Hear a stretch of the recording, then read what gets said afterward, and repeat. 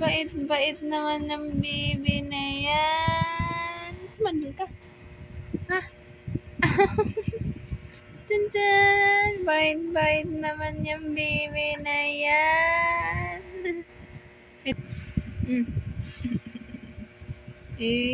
Nakaupo ikaw. Nakaupo na naman.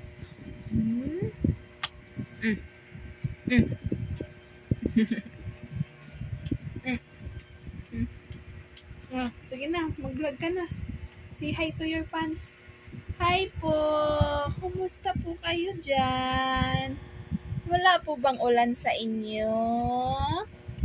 Sa amin po kasi maulan eh. Kagigising lang po namin. Ayan po. Naka-sandal na po yung hari namin.